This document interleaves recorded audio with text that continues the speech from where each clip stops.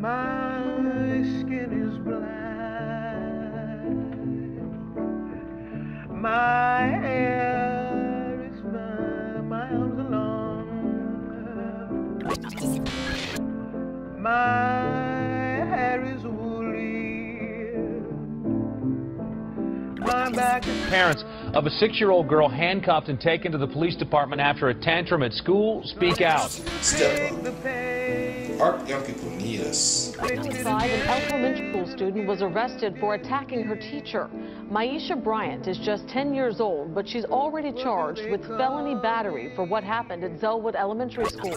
It's all of us are impacted by what's happening to some of us because we're all in it together. This is a jailhouse surveillance video that shows a Washington State Sheriff's deputy beating up a teenage girl. You heard me right. He's kicking and he's beating and he's pulling her hair, and this is all inside a holding cell. All right, roll the video if you can, Dan. Here it is. Take you back. It's November. She's 15 years old. She's accused allegedly of stealing a car. She tosses her shoes off in the direction of the officer. We don't know what they're actually saying to each other, but the deputy suddenly attacks the girl, punching, kicking, throwing her to the floor, holding her by her hair, and then punching some more. As a society, we really have rendered girls of color invisible. When you look at the status of our young girls, you're reminded of the statement, it is indeed a vulgar society that does not safeguard its young. It's utterly atrocious.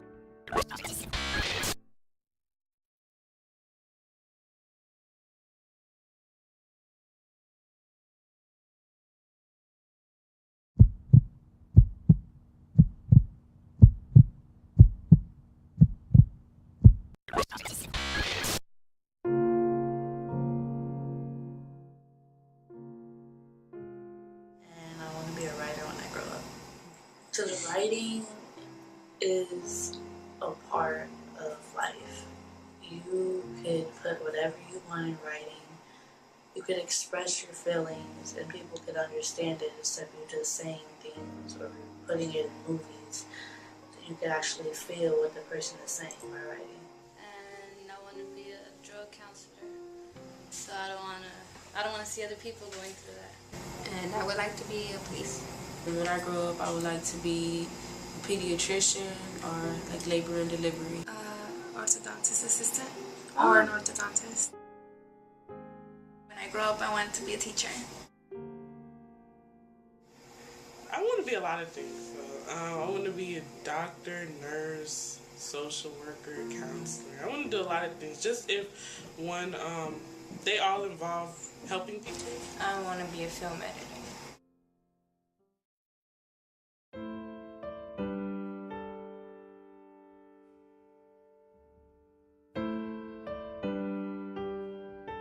They could see things like this, they would have a different component. We're not only pathfinders, we're providers. The red light, the stoplight you stopped at.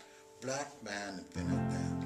The telegraph, the telephone, the mailbox, automobile transmission, automatic transmission on cars, so we don't have to use the clutch anymore. Invented by a black man. The skyscraper, air conditioning, Lord have mercy, where will we be in the summer? Then the whole furnace invented by a black man. If they could see the excellence in that we do, they would have a different imaging of themselves, so that when one of the black students makes all A's, say you're trying to be white. Whites got it from blacks who, as the migration started out of Africa, populated the world, and weather changes, climate changes, did changes of color, quality of hair, and so forth and so on. We need a different image of ourselves, and we would act differently.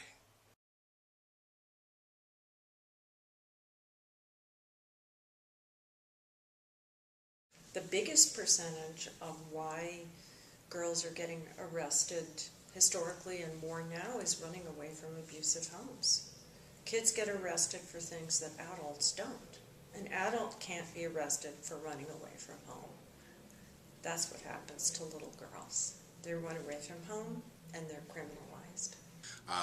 We've seen not just in LA County and the state of California a huge increase in the number of girls, but we've seen girls and young women, we've seen that rise happening at a much faster rate than we've seen with men. I think in 1990 we had a rise in rate of about 6.9 for men in 1 year, and then about 12% for women during that same year. The vast majority of these children are poor and girls of color. But girls are hurting more. They're abused more, they're poorer, they're marginalized more, the social fabric is tearing. When we look at economic issues of poverty, a lot of people just look at males and how males have to kind of fend for themselves, but oftentimes we're not looking at the females and how a lot of their basic needs are not being met. We have a lot of young women that programs are being cut for them also. Where do these young women go when their parents are not available for them? The community system has broken down. Also, a lot of the young women, when they are left alone, they become victims of a lot of things, and it makes them easy targets for predators. So I think we could look at the crimes, but we could also have to break it down a lot deeper of what is making these girls so vulnerable, and the lack of resources and support in the community, I think, is really the biggest issue that we need to look at. So when we venture into sex trafficking, or our girls being gang involved, or our girls committing assaults and being bullied, we have to look at how the community is addressing that and how the community has broken down and impacted our girls. There are multiple things that can leave girls out of school and into conditions of confinement. There's academic marginalization, there are punitive responses in the schools, discipline policies, there's the absence of alternative and restorative reactions or responses to negative student behavior or even violent student behavior on campuses. There is an interesting reaction to what we've been calling or capturing as gender nonconformity among Black girls, where a lot of girls are being punished or sent to the principal's office or kicked out of school or told to leave school because they don't adhere to white middle-class notions of femininity. They're not good girls. They're not quiet. They're not, subservient in some ways. And I'm not to say that that captures all of white femininity or white notions of femininity, but it's antithetical and really inconsistent, I would say, with some of the cultural norms for Black girls who are questioning, who are challenging, who, if they believe that they have witnessed an injustice, or if they believe they haven't been treated fairly in some way, will speak up, and maybe not in the nicest of terms. And so the reactions to those kinds of behaviors on school campuses are leading these girls to get, they're receiving increased. Did she need to be arrested? No. Sabrina Bryant is furious. She said her 10-year-old daughter, a 5th grader at Zellwood Elementary, is just as innocent as she looks in this mugshot. But Maisha Bryant was arrested and charged with a felony. I was shocked. I was devastated. An Orange County deputy was called to her classroom last week. The 10-year-old admits she threw a temper tantrum because her teacher took a bag of candy she brought to school. I just pushed stuff, just pushed papers on the desk and stuff. And then the police came. According to this report, the 10-year-old then allegedly hit her teacher in the stomach and threatened to kill her and her family. Her mother refused to believe any of that. Is it possible that Maisha is lying to you? No. How do you know? I know my children. Did you tell Miss Sanchez that you were going to kill her and her family? Why'd you say that? I was mad. A spokesperson for the Orange County Sheriff's Office said the law is clear. If you hit a school employee, it's a felony, no matter how old you are. Police report indicates that this 6-year-old pushed other children and was throwing furniture around, trying to run away from Creekside Elementary School on Monday. That is when the school system called police. Now, Celicia's parents and the National Action Network say the school and the police overreacted by treating this child like a criminal. They say she will now need counseling. Every time she see a police officer, she think they're coming to get her. She can't sleep well, and I can't sleep well thinking about it. And every time she see an officer, she think they're coming to get her. Has she had nightmares? Yes. The principal said she was going to call the police. Then, why did she call the police? I'm not even doing that thing. Did you ask her to call your mommy? What happened? What did she say? She said no. She won't put me in the room by myself. Tell us about the handcuffs. What did they do to your hands? They hurt me. Things that kids used to do that were handled in the homes and in the principal's office are now handled by the criminal justice system. Fighting on campus, you can go to jail. Being late to school, you can go to jail. Cussing someone out on campus, you can go to jail. And that starts you on the path. And it's a horrible path for many. And many of these young folk know that once they're in the system, they call it a setup for failure. And we understand, too, that a lot of them do not make it out. And it's just the level of recidivism is so high because they come right back out into those environments that caused their situation in the first place. A lot of them have home situations where, and we're not even talking about just gangs, we're talking about individual girls who get caught up in situations and they're caught up for life. Why is it that there's an 800% increase in the number of young women going to jail? Because if that was an epidemic of some health care, they would have it all over the news. But because it's mostly brown and black, red and yellow people going to jail, they don't get it. There are multiple pathways to confinement for black girls. That's one of the reasons why I don't use the term school to prison pipeline. And it's an issue and framework that I'm intentionally challenging. Though the language came out of the civil rights community and the advocacy, community, and I think it was beautiful in the sense that, many of our elders and advocates were able to capture the imagination of the public and really share the urgency of this situation.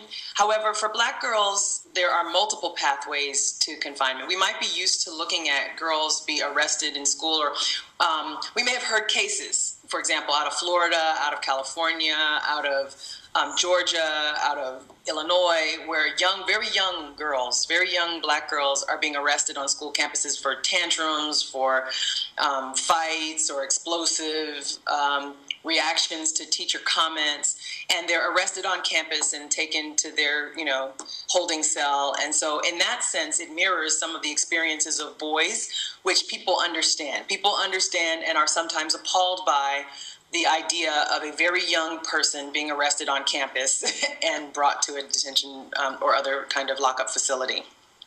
What people don't quite get are the other ways in which black girls might be uniquely situated along these school to confinement pathways. And for the majority of the black girls, they're not necessarily landing in prison per se.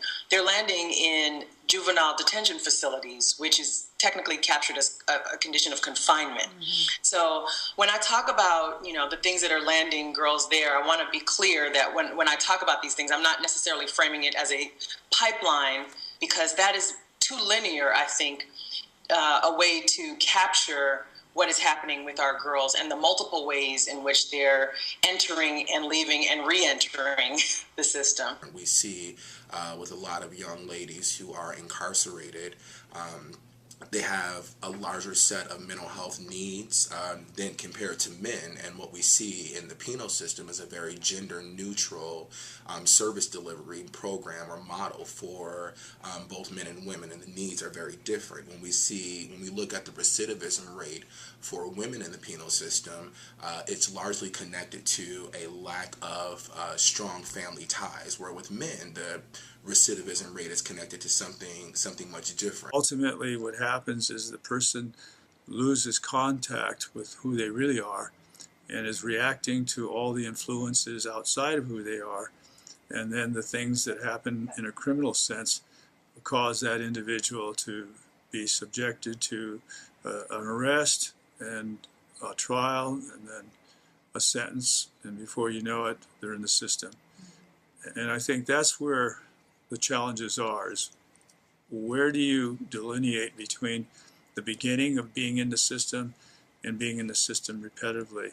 America leads the world in prison construction and prison confinement. America leads the world, and California leads America. California is the talking piece for confinement. And if you don't see it here, you won't see it anywhere in the world. And if we don't make it work here, then there won't be a model for it anywhere else, because the prison system has become privatized in the state. And since private owners have it, their primary purpose is to make money. And the way to make money is to keep the jails not only filled, but overfilled. We have the most incarcerated women number in the entire country in a local county jail of about 2,500 women who are either pre-sentenced or sentenced. We have the highest rates of incarceration in the world. No other country has a number of and then if you look at who's incarcerated, 57% of all men incarcerated are African American. That's the largest percentage. Then the rest is Latino, and then you go to Indians, Native Americans, and then you go to white people. If you took and put the people who are arrested in one day, the African Americans who are arrested in one day in this country, and put them in airplanes, there would be 5 airplanes that go up in the air and crash, full of people.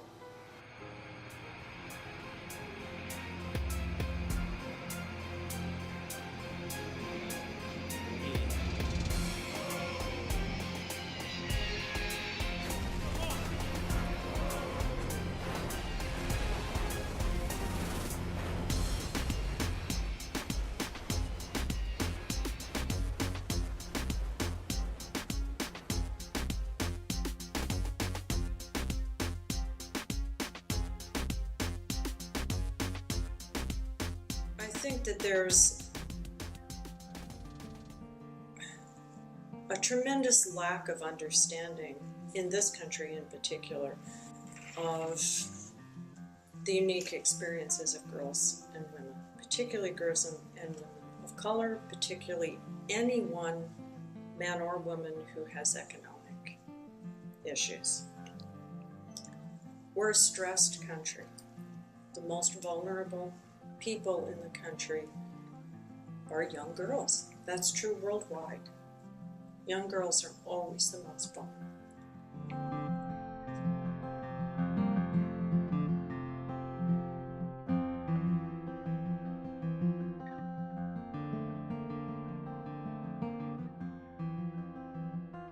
We put together this project to bring attention to the horrible situation that is going on with the arrest and imprisonment of young girls of color. We want to make people aware. We want to call to